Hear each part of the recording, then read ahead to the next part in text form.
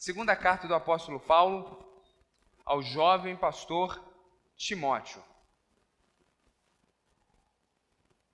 2 Timóteo, capítulo 2. Se você se encontra sem a sua Bíblia, não tem problema nenhum, o texto vai ser projetado, de forma que você pode acompanhar conosco.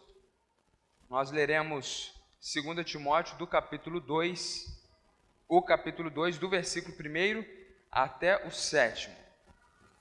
Diz assim a palavra do Senhor: Portanto, você, meu filho, fortifique-se na graça que há em Cristo Jesus. E as palavras que me ouviu dizer na presença de muitas testemunhas, confie-as a homens fiéis, que sejam também capazes de ensinar outros. Suporte comigo os meus sofrimentos, como bom soldado de Cristo Jesus. Nenhum soldado se deixa envolver pelos negócios da vida civil, já que deseja agradar aquele que o alistou. Semelhantemente, nenhum atleta é coroado como vencedor, se não competir de acordo com as regras. O lavrador que trabalha arduamente deve ser o primeiro a participar dos frutos da colheita. Reflita no que estou dizendo, pois o Senhor lhe dará entendimento em tudo. Senhor, estamos diante da Tua palavra. O Senhor sabe das nossas limitações, tanto para transmiti-la quanto para compreendê-la. Nós precisamos do Teu Espírito Santo nessa hora. Abra o nosso entendimento, fala aos nossos corações. Cada pessoa que entrou aqui nessa noite, saia daqui com a certeza que ouviu a voz do Senhor. É a nossa oração em nome de Jesus. Amém. Como você já sabe, pelo menos aqueles que têm acompanhado as nossas pregações, o autor dessa carta é o grande apóstolo Paulo. E o receptor é o jovem pastor Timóteo. Timóteo, que foi discipulado pelo apóstolo Paulo. Não num curso à distância, mas na prática. Fizeram missões juntos. O apóstolo Paulo o preparou e ele assume a igreja que se encontrava na cidade de Éfeso. E Paulo, no final da sua vida, resolve então escrever essa carta para aquele amigo, para aquele jovem que havia sido discipulado por ele. E num determinado momento dessa carta que nós acabamos de ler, Paulo vai tocar talvez naquilo que seja mais importante na missão da igreja. É interessante porque Paulo está à beira da morte nesse momento, ele está preso, ele está numa situação difícil, mas ele deseja usar essas últimas palavras enquanto ele está escrevendo para esse pastor Timóteo, para lembrar Timóteo qual era a sua grande missão. E na verdade essa não era a grande missão de Timóteo, essa é a grande missão da igreja. Então, se você está aqui nessa noite e faz parte da igreja de Jesus Cristo, seja você membro dessa igreja local ou de outra, essa palavra é para você. Deus, através dessa carta do apóstolo Paulo, desse lembrete do apóstolo Paulo ao jovem Timóteo, ele tem um lembrete para nós nessa noite. E você que não é membro ainda da igreja de Cristo, você está nos visitando, não fique constrangido, porque tem uma parte que te toca nessa história e a gente vai ver isso logo daqui a pouco. Versículo 2 diz o seguinte: Paulo diz a Timóteo: E as palavras que me ouviu dizer, na presença de muitas testemunhas, confie-as a homens fiéis, que sejam também capazes de ensinar a outros. Paulo está dizendo para Timóteo o seguinte: Timóteo, tudo que você aprendeu comigo, ensina para outras pessoas. Não para que elas tenham o seu conhecimento inchado, mas para que elas possam transmitir para outros. O nome disso, o nome que nós damos para esse processo na atualidade é discipulado. A igreja de Jesus foi deixada na terra para discipular as nações. As últimas palavras de Jesus em Mateus capítulo 28, versículo 19 e 20 é exatamente isso. Vão e façam discípulos de todas as nações. O propósito de Cristo não é que a gente expanda a nossa denominação evangélica, que a gente faça convertidos, que a gente faça catecismo e ensine às pessoas uma série de informações da fé cristã que não trazem transformação de vida, mas o grande chamado da igreja é para fazer discípulos em todas as nações. E o que Paulo está dizendo aqui no capítulo 2, verso 2 é exatamente isso. Porque Paulo não está orientando Timóteo simplesmente a comunicar a fé em Cristo Jesus, o Evangelho, no contexto da carta, a sã doutrina, como um pregador meramente. Ensina a sã doutrina e ponto final. Ele está dizendo, olha, ensina para as pessoas, ensine essas pessoas a ensinar outros. Isso é discipulado. Discipulado envolve essa reprodutividade e essa intencionalidade. E eu quero trabalhar melhor essas duas palavras, esses dois conceitos. Mas antes eu quero te informar que nessa noite nós vamos trabalhar essa pregação em dois momentos. No primeiro momento, nós vamos entender melhor esse conceito do que é discipulado à luz desse versículo 2. E no segundo momento, nós vamos perceber e aprender como que nós podemos colocar esse conhecimento teórico do que é discipulado na prática. Porque nós não queremos, como eu acabei de dizer, que você saia com mais informações, mas que você saia daqui engajado na obra de Cristo, mais transformado e mais parecido com Jesus. Então, partindo para essa primeira parte, pensando no que é discipulado, nós vemos nesse texto uma palavra, um conceito muito importante, porque Paulo está dizendo para Timóteo o seguinte, olha, você precisa ensinar os outros a ensinarem a respeito de Cristo. É necessário que Timóteo tivesse no seu ministério uma intenção, uma intencionalidade, um objetivo claro, um propósito. Muitos de nós vivemos a vida cristã de uma forma muito à la vontade, levados pelo vento, muitas vezes até por ventos de falsas doutrinas, e vivendo a filosofia do Zeca Pagodinho, deixando a vida levar a gente, indo na igreja, participando de um evento aqui, em outro ali, mas Deus nos chama para ser parte desse processo de discipulado e termos intencionalidade nisso. Entendermos que esse é o papel da igreja, e a igreja não é CNPJ, tampouco esse prédio, essa igreja somos nós.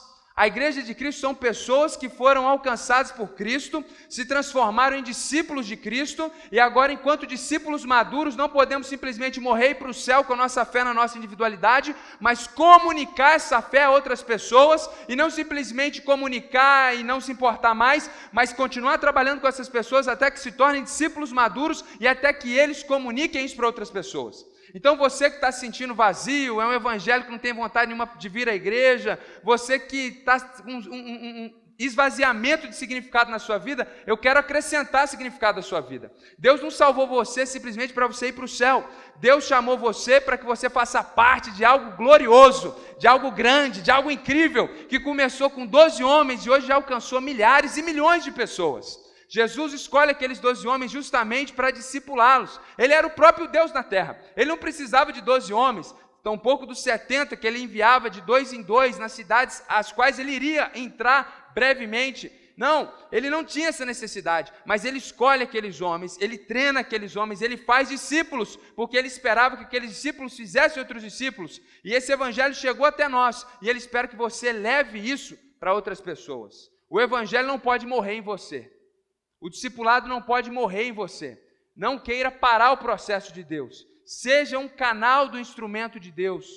Seja um instrumento poderoso nas mãos do Senhor. Seja um discípulo maduro e efetivo, que não está preocupado somente com as suas demandas, com os seus problemas, com o seu umbigo, mas que deixa Deus usar a sua vida para que outros sejam alcançados. Isso é discipulado, envolve intencionalidade. Você tem que desejar, você tem que querer. E, na verdade, é um grande privilégio, uma grande honra.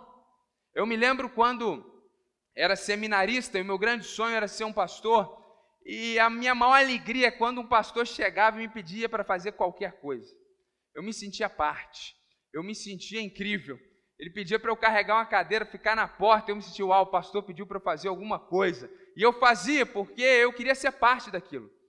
E o nosso Senhor Jesus, na sua glória, na sua perfeição, Ele nos chama não só para a salvação, mas Ele nos deixa ser parte, porque Deus está salvando pessoas no mundo, não é através de anjos, ou através do seu Espírito, simplesmente sem nenhuma pessoa no processo. Deus tem usado discípulos, como você, para alcançar as nações, para alcançar as pessoas dessa cidade, e Ele quer que você seja parte disso. Então eu quero que você entenda isso. Discipulado é o que Paulo está lembrando Timóteo, como mais importante. Eu acho que esse versículo 2 é o coração dessa carta.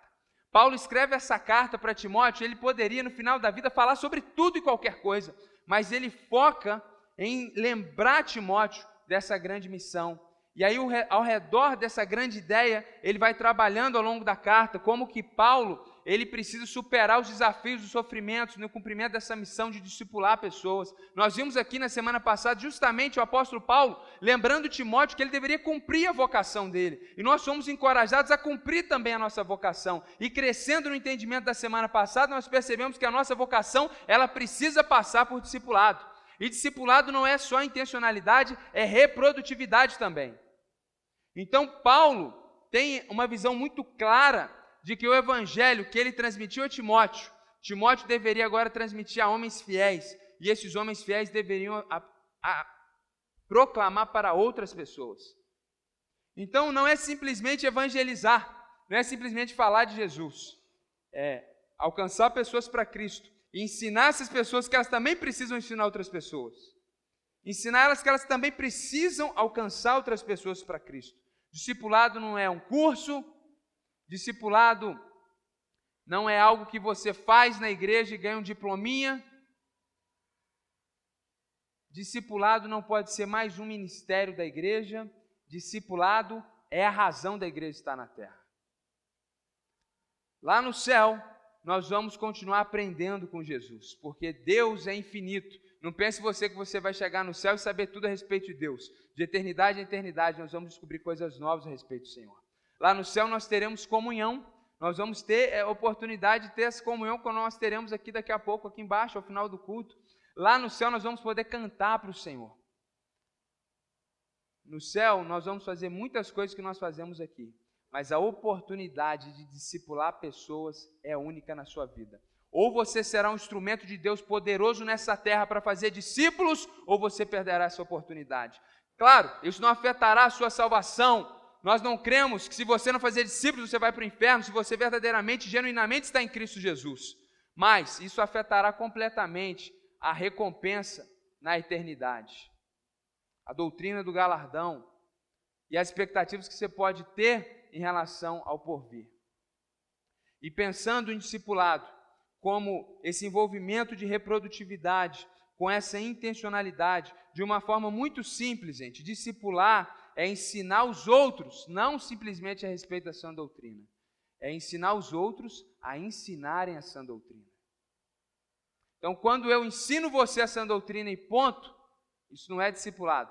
Discipulado é, além de te ensinar a sã doutrina, eu te encorajo, eu te instrumentalizo, eu te ensino a você passar para outros. E isso não é uma tarefa simplesmente de Timóteo e de pastores. Esse é um propósito de Deus para a sua vida, você que está em Cristo Jesus. Deus quer tirar você desse lugar tão especial, essa redoma de perfeição que você criou para a sua vida, ou para esse local de ostracismo onde você está olhando e sofrendo com seus próprios problemas. Deus quer que você faça discípulos. Deus te chama para isso. Deus chama a sua igreja para ser sal e luz nessa terra. Isso é discipulado. E aí nós entramos na segunda parte da mensagem. Bom, se isso é discipulado, isso está compreendido, como que eu posso fazer isso? O texto nos dá algumas dicas preciosas. Versículo 1, ele diz o seguinte: portanto, você, meu filho, fortifique-se na graça que há em Cristo Jesus. Para você fazer discípulos, a primeira coisa que você precisa fazer é se fortificar na graça que há em Cristo Jesus. Não é uma técnica que eu posso passar para você e você vai passar para outros. Não é um conhecimento adquirido, não é algo que você pode fazer simplesmente com a sua racionalidade ou intelectualidade. Discipulado é algo que só nós podemos somente fazer se nós estivermos fortalecidos na graça que há em Cristo Jesus. Muitas vezes não estando fortalecidos na graça que há em Cristo, mas enfraquecidos, vivendo uma vida distante da graça e do poder de Deus, vivemos para nós mesmos. Mas é quando nós crescemos na graça de Deus, nos capacitamos no Espírito Santo, naturalmente o Espírito do Senhor começa a usar a nossa vida. Então, se você quer ser parte disso que Deus está fazendo no mundo, a primeira coisa que você precisa fazer é se fortificar na graça do Senhor. Saber que tudo que Deus faz através de nós, não é porque nós merecemos ou porque temos algo em nós mesmos, mas é por causa da graça de Deus através de Cristo Jesus. Nós não somos merecedores de nada, não somos merecedores dessa vocação, dessa participação, tampouco somos merecedores da nossa salvação, mas Cristo nos deu salvação e nos chama para ser parte da sua obra. Essa é a graça de Deus. É por isso que a Bíblia diz que sem Jesus nós não podemos fazer nada. Nós precisamos entender que tudo que nós fazemos para Deus, na casa de Deus, no reino de Deus, é por Cristo Jesus, é através de Cristo Jesus e é para Cristo Jesus. Nós precisamos nos fortificar na graça de Deus. Não é simplesmente como em alguns contextos eclesiásticos nós implantarmos um método de reprodução de crescimento de igreja. Então nós não estamos falando de G12, M12, DNA, RNA, MDA, RNA da biologia, não é método de crescimento de igreja. Enfim, nós não estamos aqui para ensinar método de crescimento de igreja. Nós estamos falando de algo que é bíblico. E nós estamos dizendo para você que é pela graça que há em Cristo Jesus que você pode ser um instrumento poderoso nas mãos dele. Então talvez você está pensando, pastor, eu não faço ideia do que é isso. Eu nunca nem falei de Jesus para ninguém. E você se sente até marginalizado nessa pregação, mas essa palavra é para você. Porque não é um chamado para gente bonita, para gente forte, para gente capaz. É um chamado para quem quer se fortalecer na graça do Senhor. Então Deus pegou aqueles pescadores e eles colocaram o mundo de cabeça para baixo, nas palavras do próprio texto bíblico. E Deus pode usar também você, se você se fortalecer na graça do Senhor. Se você olhar para dentro de você, você vai sair daqui desanimado. Mas se você olhar para a graça de Deus, para o Deus vivo que habita dentro de você, você vai sair daqui inflamado, incendiado, desejando fazer outros discípulos, porque não é na sua força, não é na nossa capacidade, é na graça que há em Cristo Jesus. Para fazermos discípulos, versículo 3. Suporte comigo os meus sofrimentos, Paulo está dizendo, como bom soldado de Cristo Jesus. Nenhum soldado, e a gente não está acostumado no Brasil com guerras, graças a Deus por isso, então vou aqui trazer um exemplo paralelo. Nenhum militar, ele não sai para o combate, ele não entra numa viatura, seja no bombeiros militares ou um policial militar, ele não entra na viatura para ir para uma festa. Ele entra preparado para o sofrimento, o risco, o perigo. Paulo está preso por causa do evangelho, preso porque ele estava discipulando pessoas. Timóteo pastoreava uma das igrejas maiores daquele período, da Europa. Então ele estava num risco iminente também de ser preso. E Paulo não está dizendo, vamos parar o que a gente está fazendo porque o sofrimento está muito grande. Vamos parar o que a gente está fazendo porque, coitado de você, Timóteo, você pode vir a ser preso. Ele diz, sofre comigo, esteja pronto, se necessário, ser preso também. Então, o chamado ao discipulado é um chamado ao sofrimento. Você vai sofrer. Se você quiser viver piedosamente em Cristo Jesus, como o próprio versículo dessa carta de Timóteo diz, se você quer de fato viver tudo que Deus tem para você, a sua vida não será um mar de rosas. As pessoas não vão achar legal quando você começar a fazer discípulos onde você está inserido. E aí a família não compreende, os nossos colegas de trabalho, nosso local de estudo, as pessoas não compreendem. Quando a gente não está ali simplesmente estudando ou comprando e vendendo, as pessoas não compreendem quando a gente expressa que nós somos parte de algo maior e quando nós estamos intencionalmente buscando a reprodutividade do reino de Deus, fazendo discipulado. E aí a gente perde amigo, nós sofremos perseguição ideológica porque nós nos expomos, nós sofremos preconceito. E eu não estou dizendo para você se transformar num evangélico chato, de jeito nenhum. Quando a gente é crente chato, a gente sofre por causa da nossa chatice. Eu estou falando de ser discípulo de Cristo, que busca fazer discípulos com sabedoria e entendimento. Não pense que você é um discípulo super maduro, com muita sabedoria, que todo mundo vai aplaudir o seu trabalho. Pelo contrário, você vai sofrer. Vai sofrer porque quando nós vivemos como Cristo viveu, e quando nós nos posicionamos para além da nossa zona de conforto e queremos ser sal e luz, as pessoas vão ficar incomodadas porque elas estão nas trevas. Como num quarto escuro cheio de ratos, quando a luz acende, eles se incomodam e vão para os buracos. Assim é onde a luz de Deus chega. E a luz de Deus está brilhando através de você. Cabe a você ter intencionalidade e se colocar de forma efetiva e plena onde Deus já tem colocado você. Há sofrimento. Jesus nos alertou sobre isso. No mundo, nós teríamos aflições. Ele não estava falando, irmãos, das aflições que são normais a nossa realidade humana. Enfermidades, acidentes, roubos, assaltos, tragédias, isso é algo natural à vida humana. E isso vai cessar quando nós chegarmos na eternidade. Os sofrimentos que Cristo está falando é justamente sofrimento por causa de Cristo. No mundo nós teremos aflições, mas tem de bom ânimo, Jesus disse, porque Ele venceu o mundo. E nós já somos mais do que vencedores com Ele, porque ainda que eles tirem tudo de nós aqui, nós estamos indo para a eternidade e desfrutar da plenitude da graça no porvir. Então, você vai sofrer de forma ativa, e você vai sofrer porque para discipular outras pessoas, você tem que sair da sua zona de conforto, você tem que deixar o jogo de futebol domingo à tarde e ir lá discipular alguém. Você vai sofrer porque você tem muita coisa que você gosta de fazer e você só pensa em você. E aí quando você começa a pensar nos outros, é um problema, é uma enfermidade, é uma doença. Dói demais quando a gente pensa nos outros. Quando a gente pensa só na gente, tudo vai muito bem. Mas quando a gente começa a se importar com os outros, é uma tragédia. As pessoas ligam para a gente, não só manda mensagem no WhatsApp, ela te liga, porque ela conta com você. Quando você está formando um discípulo de Cristo, ele vai te incomodar com perguntas, com desejo, ela vai obrigar você a estudar, e aí você é preguiçoso, você não quer estudar nada, você não quer saber de Bíblia, então você vai sofrer de uma forma ou de outra, vai haver incômodo.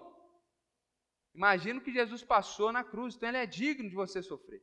Ele merece o seu sofrimento, que é mínimo, mas como a gente é tão ruim, tão egoísta, a gente acha incrivelmente desafiador e fora da nossa realidade. Então, se pescadores conseguiram transformar o mundo no poder do Espírito Santo, você que está aqui sentado, meu amigo, com esse curso superior, você que está aqui estudado, letrado, sabe ler e escrever, alguns dos apóstolos nem isso sabiam, então você está muito à frente deles, então não há desculpa para você. Se fortificar na graça do Senhor, como bom soldado, entrar na viatura, pronto para sofrer, pronto para um combate, para um tiroteio, e partir para fazer discípulos. Terceira característica, ou qualidade, ou encorajamento para você fazer discípulo, versículo 4. Nenhum soldado se deixa envolver pelos negócios da vida civil, já que deseja agradar aquele que o alistou. Então o indivíduo estava lá vivendo no Império Romano, ele era um cidadão romano, e de repente, quem sabe Nero o chamava, e ele era obrigado a se apresentar ao grande Império Romano. E ele ia para o combate, não ia no combate para se satisfazer, porque ninguém em sã consciência quer ir para a guerra. Ele não vai para o combate para agradar a família dele, porque ninguém em sã consciência vai para a guerra para deixar a família feliz. Mas ele vai para agradar aquele que o alistou. Então nós fazemos discipulado para agradar aquele que nos alistou. O Senhor Jesus não só chamou você, não só te alistou, mas Ele morreu por você, e com o sangue dele, Ele te comprou para Ele mesmo, de forma que você não pertence mais a você, você pertence a Deus. Então nós precisamos viver para agradar a Deus. Isso gera desconforto, e louvado seja Deus por isso, porque o nosso chamado é para agradar a Deus. Então nós precisamos fazer discipulado não para receber a plaquinha do pastor.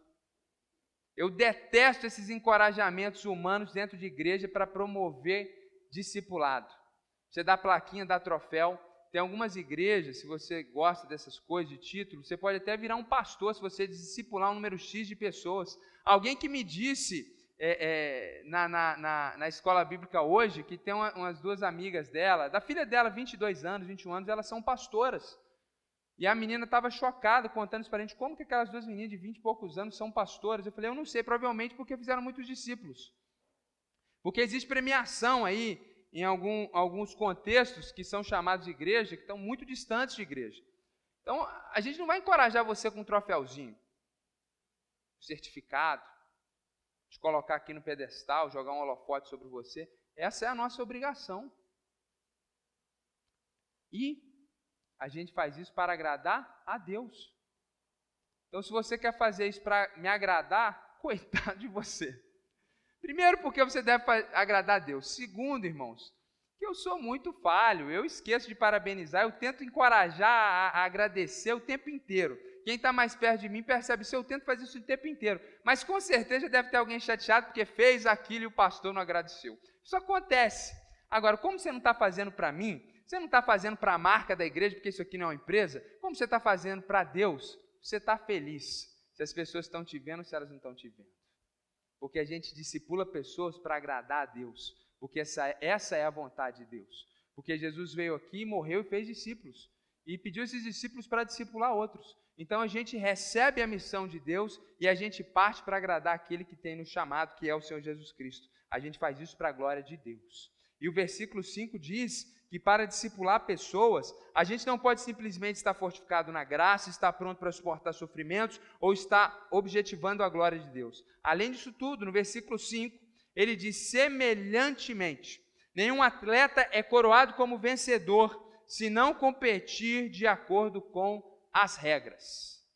Então hoje nós tivemos aqui a corrida na cidade. Imagina você que alguém chegasse ali na linha de vencedor, passando e cortando a corrida ali pela reitoria e dando um miguezão e cortando a prova.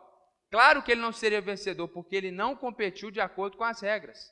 Igualmente nós, nessa missão de confiar a palavra de Deus a outros para que eles transmitam outros, a gente precisa competir de acordo com a regra. E a nossa regra é a palavra de Deus. O que o texto está nos ensinando, que para fazer discípulos nós precisamos ser discípulos primeiro. Para fazer discipulado, nós precisamos ser exemplos. Então é incrível o apóstolo Paulo dizer para Timóteo, eu ficava escandalizado quando eu vi isso na Bíblia, quando eu era novo na fé, porque em alguns momentos ele diz: sede meus imitadores, como eu sou de Cristo. Eu falo, gente, olha a espiritualidade desse homem. Ele diz que as pessoas deveriam imitá-lo, como ele imitava Cristo. E eu pensava que isso era algo muito distante, mas eu percebi que esse é um ideal para nós. Porque quando nós estamos envolvidos nessa tarefa, nessa missão de fazer discípulos, obviamente as pessoas só irão ouvir as suas palavras se elas forem coerentes com a sua vida.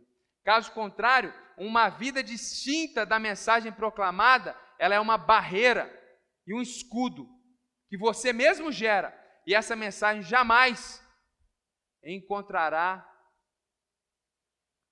lugar no coração do seu ouvinte. Então a vida, o exemplo é fundamental, é uma premissa básica. Então nós somos chamados a fazer discípulos porque nós somos discípulos. Nós podemos falar de transformação porque nós somos transformados. Então se você olha para a sua vida em Cristo Jesus e não vê esse exemplo cristão, você precisa, nessa noite, de uma vez por todas, entender o que é o Evangelho.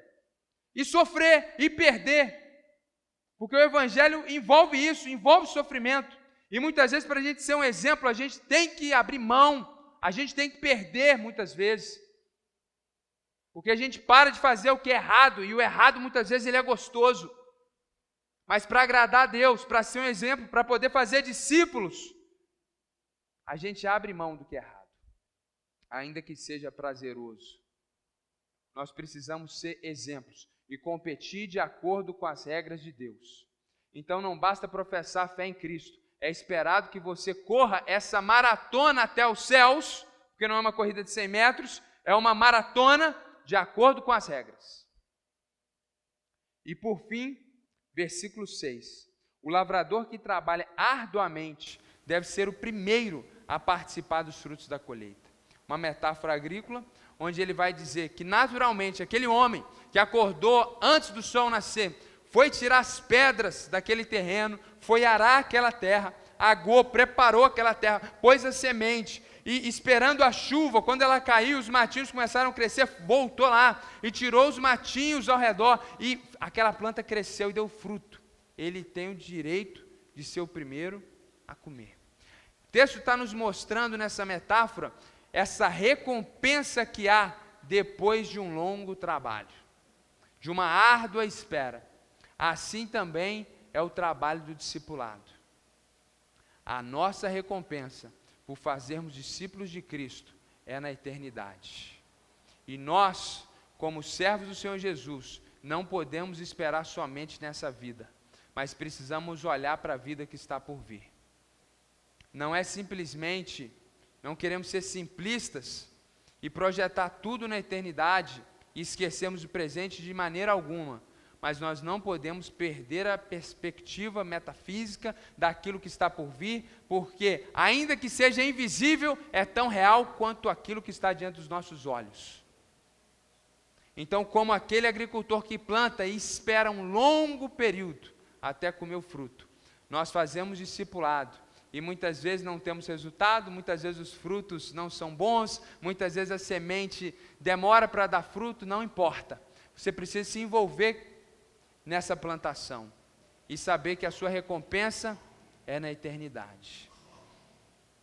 Discipulado, irmãos, é esse processo de ensinar outros a ensinarem a respeito de Jesus.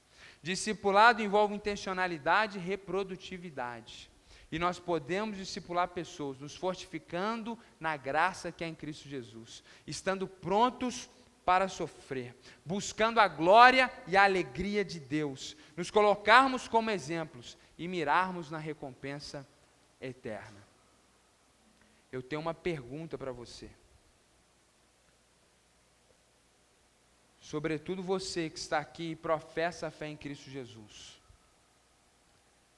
Quantas vidas foram transformadas por causa da sua vida? Eu sei que muitos de vocês são uma bênção e têm feito muitas coisas para Deus. Não deixem de fazer. Deus se alegra com todas elas. Mas a nossa primeira vocação, enquanto cristãos, é fazer discípulos. Então não adianta 30 anos de fé evangélica se a vida de ninguém foi impactada através da sua vida.